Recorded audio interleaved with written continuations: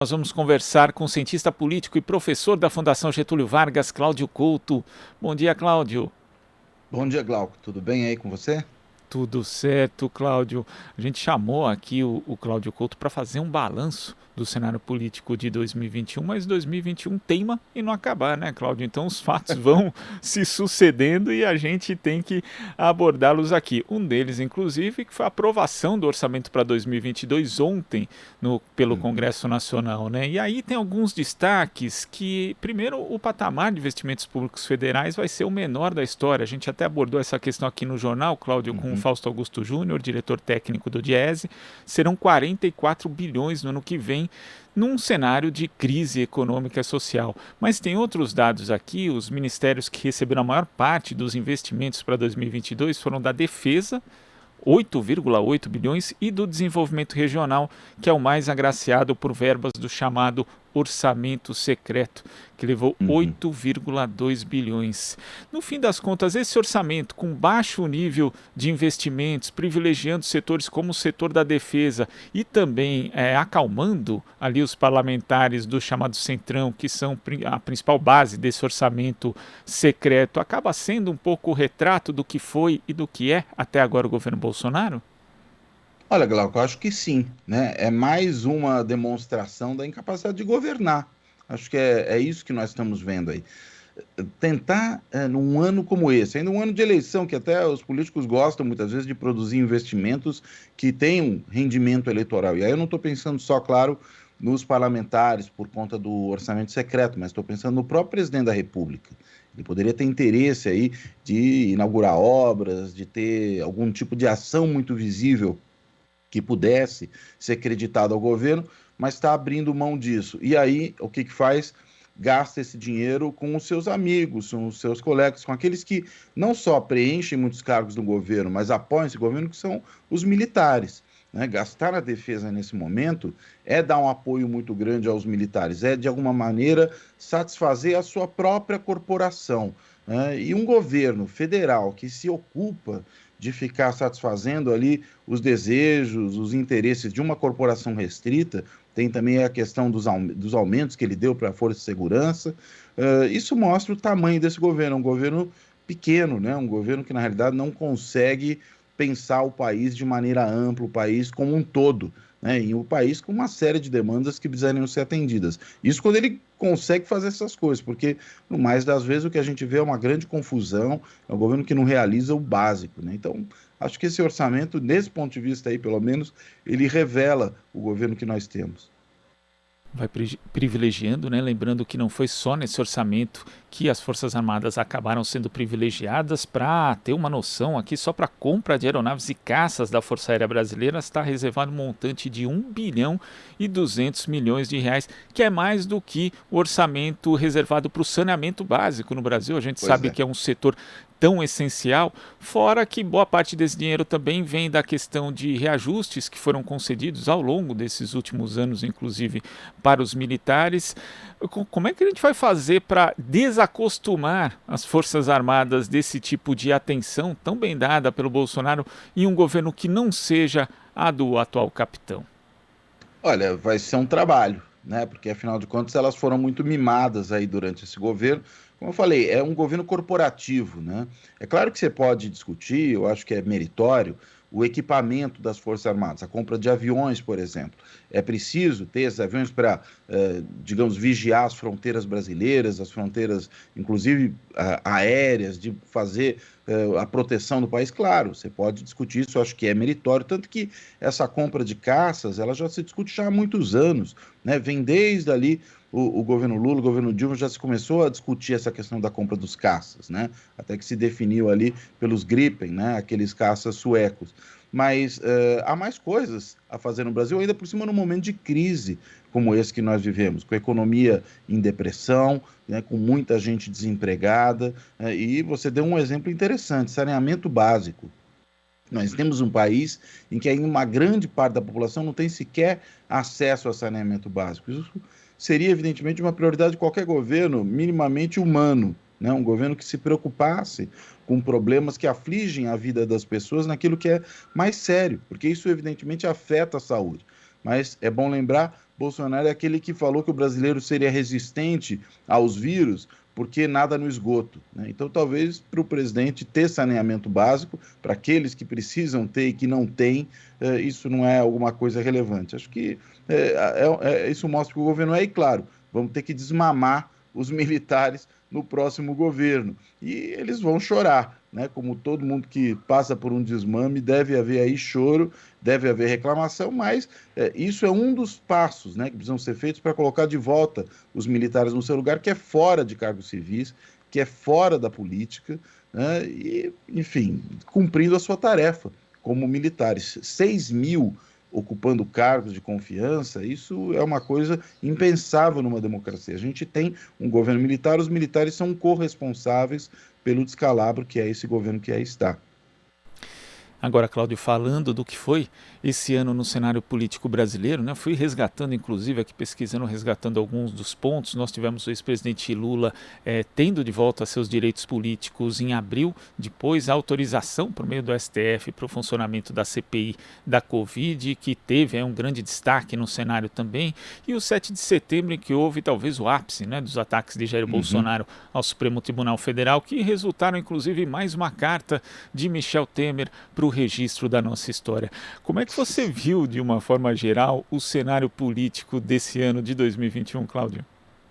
Olha, foi muito movimentado, né? Primeiro, por conta da gente já ter uma campanha presidencial a todo vapor, né? Não dá para dizer que é uma pré-campanha, já é uma campanha, né? Claro que os candidatos têm que tomar aí cuidado com relação a questões legais, porque senão vão ser acusados de fazer campanha antecipada, isso pode produzir efeitos ruins para ele, ruins para esses candidatos, mas o fato é, a campanha presidencial de 2022, e nem estou falando da dos estados, essa aí está um pouco menos, mas a presidencial de 2022 já está posta. E é claro que isso movimenta o cenário político de uma forma, vamos dizer assim, forte, né? Porque afinal de contas você tem alianças, você tem articulações, houve coisas importantes que mudaram também na legislação, a questão das federações partidárias, né, com a sacramentação do fim das coligações proporcionais e a criação das federações partidárias, a gente cria aí também um novo horizonte, os partidos começam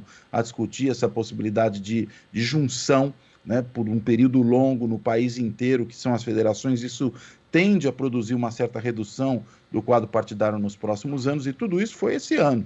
Né, tudo isso aconteceu em 2021. O início do ano sem vacinação, depois vem a CPI da Covid, e ao final das contas, a vacinação correndo com uma velocidade bastante considerável, porque o brasileiro quer ser vacinado, e na medida em que houve a disponibilização de vacinas, as pessoas correram para as filas, foram se vacinar, e isso tem produzido um efeito. Hoje, nós somos um país que está numa situação, do ponto de vista do risco de contágio, muito melhor do que vários outros países do mundo que até tinham começado a vacinação antes, mas que têm movimentos anti-vacina. Mesmo tendo vacina à disposição, as pessoas não vão se vacinar, mantém o vírus em circulação, produz uma série de efeitos nocivos à saúde. De novo, tudo isso em 2021, ou seja, 2021 foi um ano tremendamente intenso. Se ele for minimamente um presságio do que será 2022, ainda por cima, sendo o ano propriamente de eleição, vamos ter um 2022 em que ninguém morrerá de tédio. Pode morrer de outras causas, e há muitas que infelizmente têm nos afetado, mas de tédio certamente não será o caso.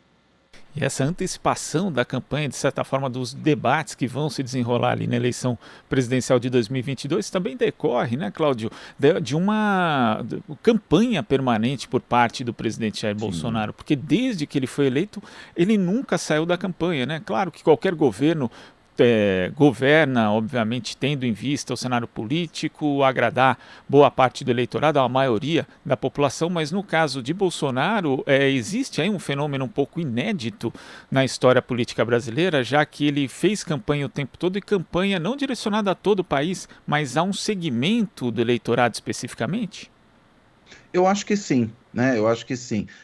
O presidente realmente, você colocou bem, Glauco, ele assumiu a postura de candidato no primeiro dia de mandato, né? Eu diria que talvez ele já tenha assumido a postura de candidato no dia seguinte à sua vitória na eleição, né? A partir dali ele já começou a falar em reeleição para 2022, né? E num caso como esse, o presidente, claro, ele acaba se ocupando menos daquilo que deveria se ocupar, que é governar. Eu diria que mesmo que Bolsonaro não tivesse essa preocupação de se reeleger, eu não acredito que ele seria capaz de produzir um governo minimamente decente, não se trata disso.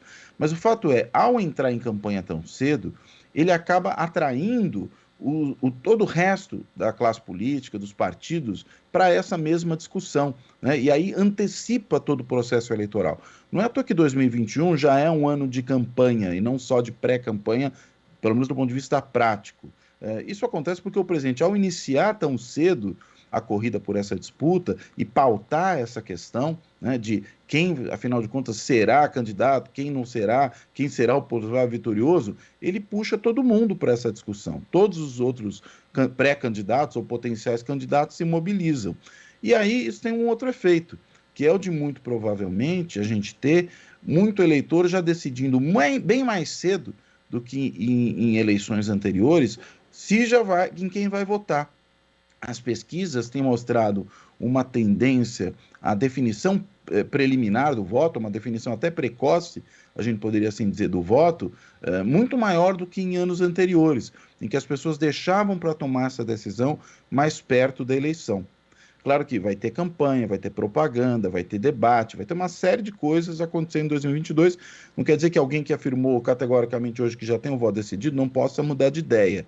Mas quando a gente compara essa situação com a de anos anteriores, com outros anos pré-eleitorais, a gente tem um quadro diferente. E isso tem muito a ver, claro, com essa dinâmica que o presidente impôs ao processo eleitoral, mas eu diria mais uma coisa, com a dinâmica que ele impôs ao país.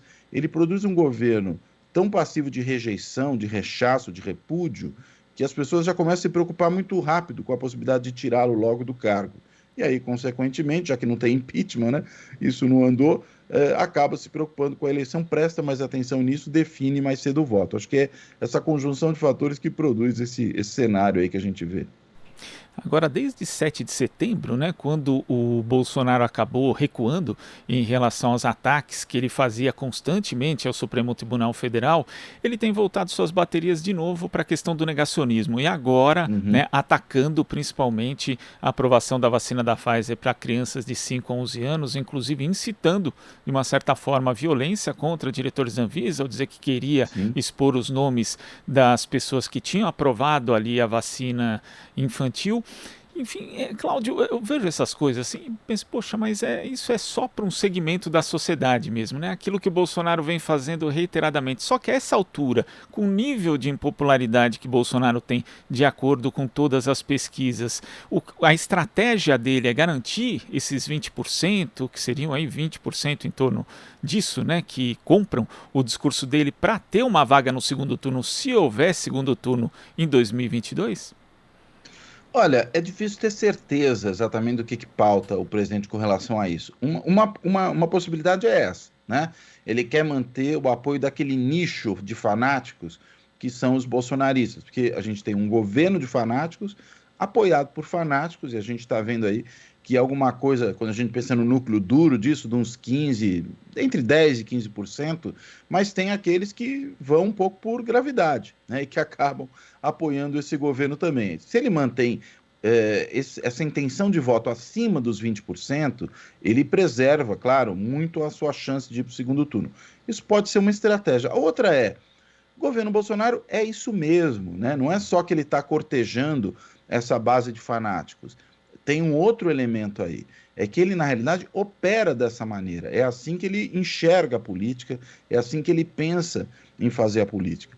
Durante tanto tempo sabotando vacina, recomendando remédio que, na verdade, não serve para nada, e, ao contrário, pode produzir o efeito contrário ao que se pretendia, que é a saúde das pessoas, produzindo efeitos colaterais.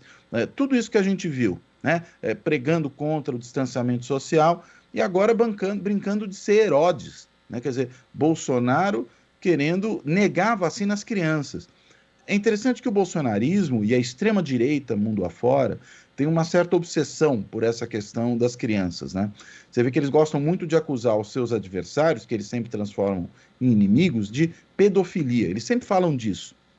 É frequente esse tipo de acusação. Então, eles puxam as crianças e a sensibilidade, claro, que as crianças produzem nas pessoas para o centro do debate, ainda que em sacrifício do próprio interesse das crianças.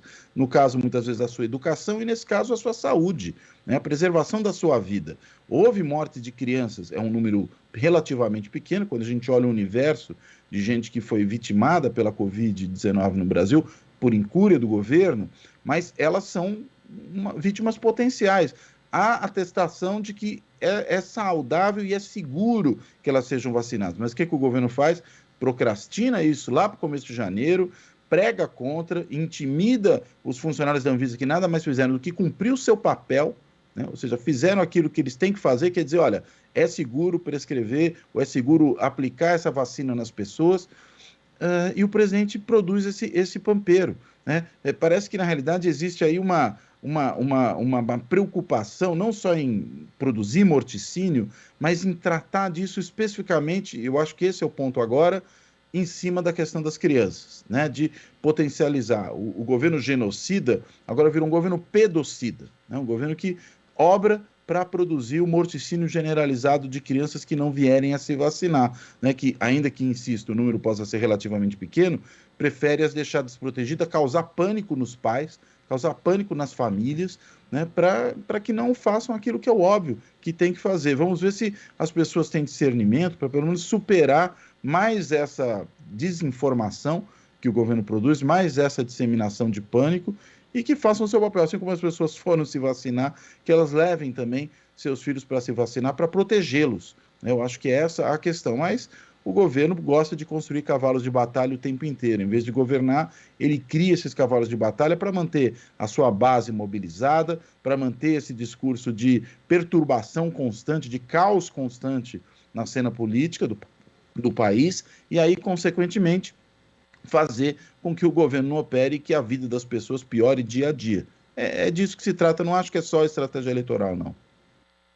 E em relação a isso, inclusive, Cláudio, ontem nós tivemos um anúncio, né, não sei, posso chamar de anúncio de pré-candidatura, porque a pessoa simplesmente diz, olha, eu vou ser candidato a Senado aqui por São Paulo, né? No caso a médica Nise Yamaguchi, mas não tem nem partido, não sabe qual partido vai se filiar, mas já ganhou ali apoio de algumas pessoas, provavelmente já tem uma fila de legendas querendo a médica ali como candidata, mesmo depois de tudo que foi revelado pela CPI da Covid. Essa possível candidatura não deixa de ser para você, Cláudio, um símbolo desse negacionismo que está totalmente investido no Estado brasileiro e no governo de Jair Bolsonaro? Eu creio que sim, né? Porque a Nise Yamaguchi era uma das principais representantes daquele gabinete paralelo que induziu o presidente a medidas anticientíficas, né? Contrariando o consenso científico que se produziu ao redor do mundo, contrariando as posições da Organização Mundial de Saúde, da comunidade médica pesquisadora de uma maneira efetiva. Isso é a Nise Yamaguchi, ela sintetiza muito isso. E é claro, né, faz muito bem do ponto de vista, eu quero dizer, dos bolsonaristas, que ela se coloque como candidata, porque ela representa isso, né? E candidatos estão aí para representar aqueles que pensam como eles. Então, ela está lá, claro, encarnando isso. Agora, a gente tem visto um cenário, me parece, pelo número de pré-candidatos ao Senado, aos governos estaduais, no âmbito do bolsonarismo que tem aparecido, que eles correm um sério risco de se canibalizar, né? De em vários lugares você ter muitos candidatos aí do mesmo campo, e no caso aí do campo bolsonarista, que a gente sabe, é um campo expressivo, mas pequeno quando você pensa em disputa eleitoral, estamos falando aí de uma coisa que bate ali nos 20% no máximo, deles se canibalizarem e no fim ficarem sem senadores. Né? Tomara que isso aconteça mesmo, né? Vai ser bom para o país que haja menos bolsonaristas no Congresso na próxima eleição. Agora, eu acho que partido ela pode ter, não sei se vai ser o PL, porque o Valdemar da Costa Neto parece que é mais esperto do que isso, mas, enfim, existe o PTB do Roberto Jefferson, embora agora ele tenha sido afastado, existe, enfim, o PRTB do Mourão. Olha, a opção ela deve ter, mas, de novo, mantém a base mobilizada. Às vezes, mesmo que a candidatura não se viabilize, só a discussão que isso produz, a tensão que se produz na base bolsonarista, já é suficiente para, digamos, mantê-los ativados. E é com isso que muitas vezes o presidente se preocupa e os seus aliados também. Cláudio, queria agradecer a sua participação aqui no Jornal Brasil Atual, não só hoje, mas durante todo o decorrer desse ano. Queria te desejar já boas festas, mas assim, a gente fica aqui de sobreaviso, porque sabe que podemos voltar a nos falar ainda em 2021, porque no Brasil ninguém descansa muito tranquilo, né? Exato. Mas boas festas para você, Cláudio, e um ótimo 2022. Obrigado, Glauco. Para você, para os ouvintes aí da Brasil Atual também. Boa virada de ano e que 2022 seja bem melhor do que 2021 e que 2023 seja melhor ainda, porque aí a chance aumenta. Isso, a expectativa é essa. Obrigado, Cláudio. Con- Obrigado. Conversamos aqui com o cientista político e professor da Fundação Getúlio Vargas, Cláudio Couto. Você está ouvindo Jornal Brasil Atual. As notícias que os outros não dão.